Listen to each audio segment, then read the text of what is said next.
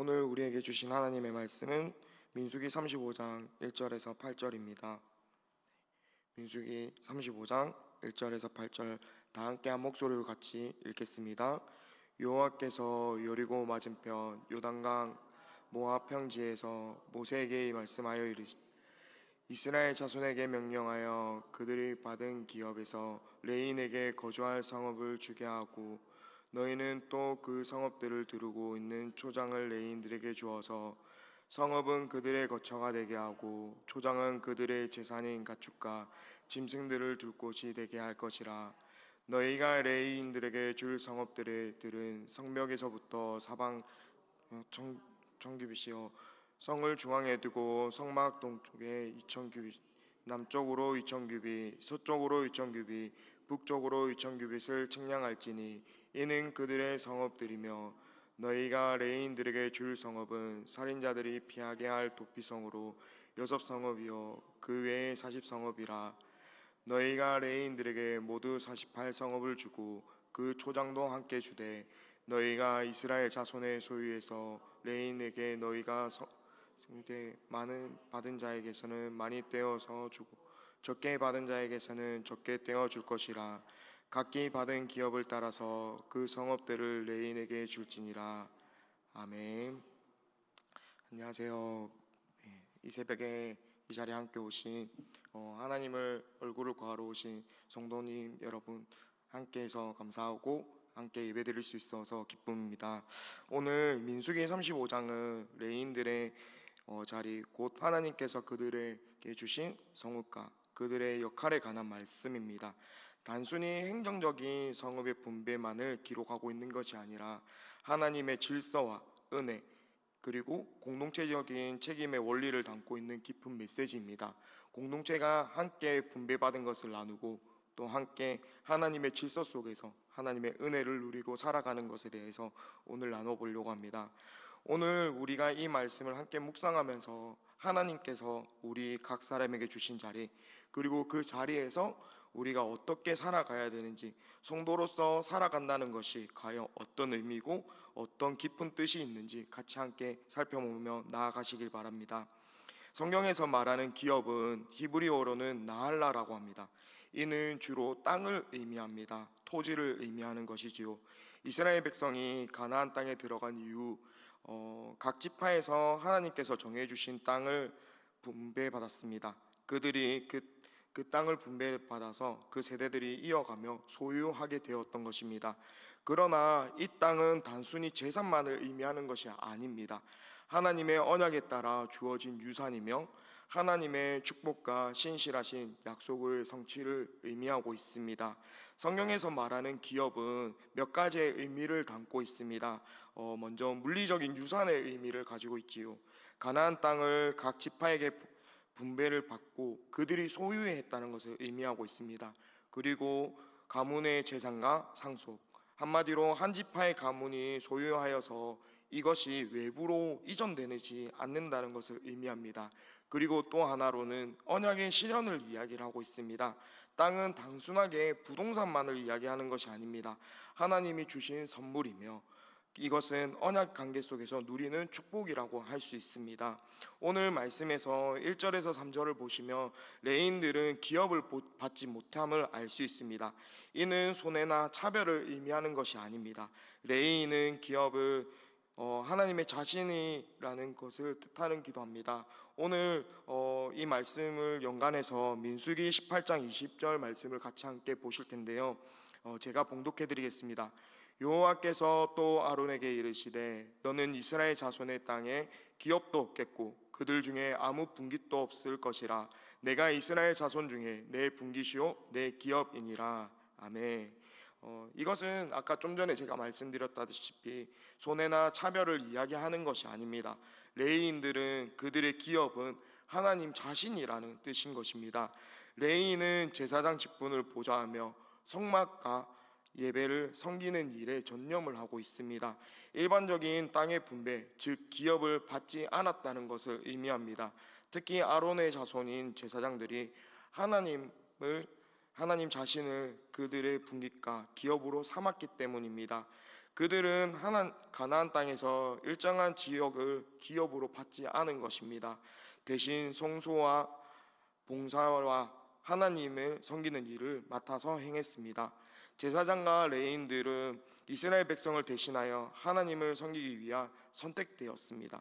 대신 이스라엘 전체가 이들을 책임지고 그들의 거처와 생계를 보장하도록 하나님께서는 이스라엘 백성 여러 지파들에게 명령하셨습니다. 하나님은 성읍과 목초지를 이스라엘의 각 지파에게 나누어 주어서 레위인들에게 제공하도록 명하시고 계시는 것입니다. 레위인은 생계를 지시는 것입니다. 외면하지 않으시고 하나님은 섬세하게 이들에게 은혜를 베푸시고 계시고 있습니다.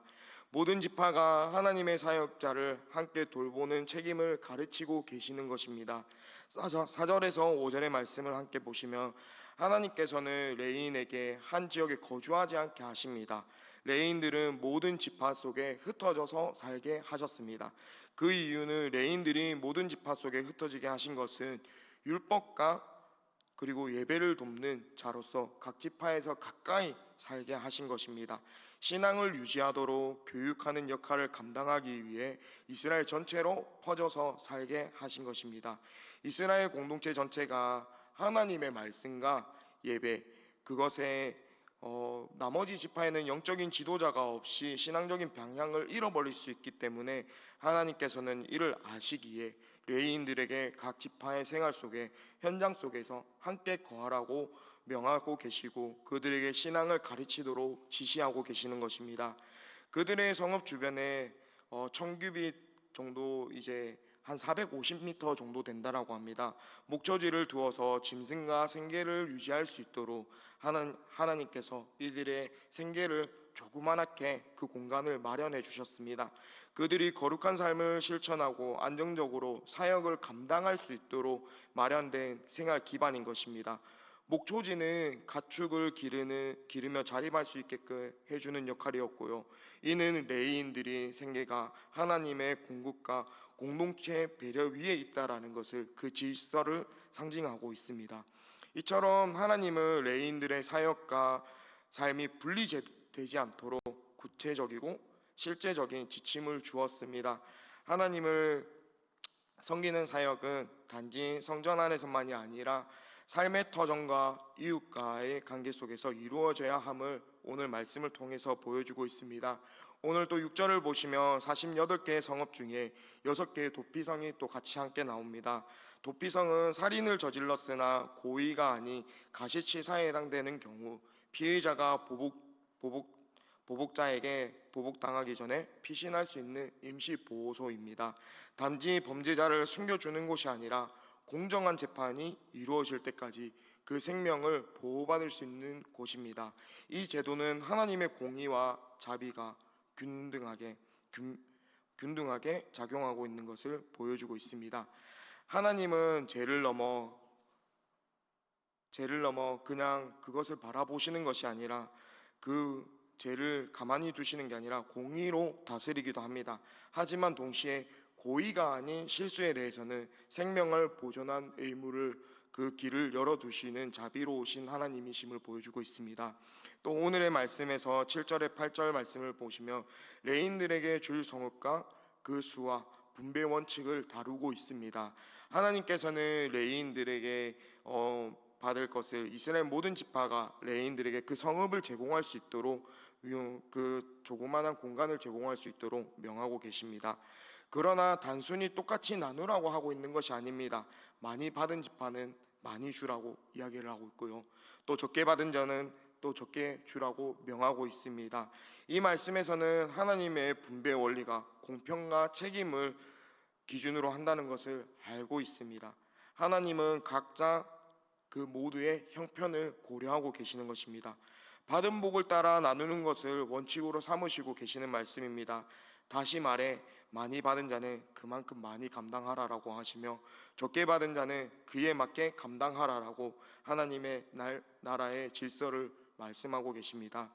오늘 우리가 이 말씀을 함께 살펴보았습니다. 우리 수원화산 교회 공동체도 이와 같은 마음을 회복하는 시간이 되었으면 좋겠습니다.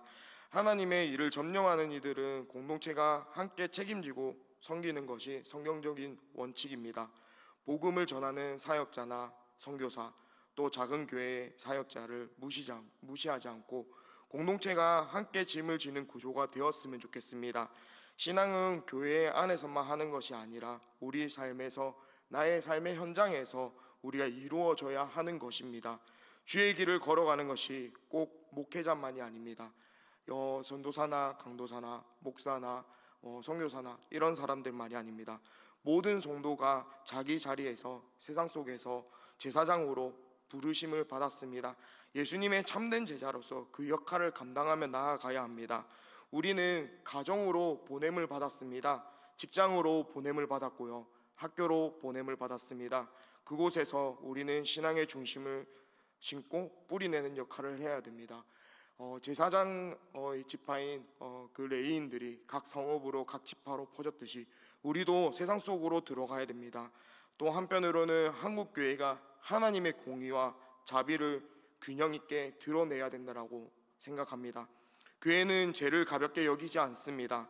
그렇게 해서도 안 되고요. 하지만 회개하고 돌아오는 자들에게 우리는 안전한 도피처가 되어 주어야 되기도 합니다. 죄로 인하여서 아파하고 실수투성인 그들에게 우리가 찾아가 주었으면 좋겠습니다. 그들에게 도피성이 되어 주었으면 좋겠고요. 그들에게 우리가 피난처가 되어 주었으면 좋겠습니다.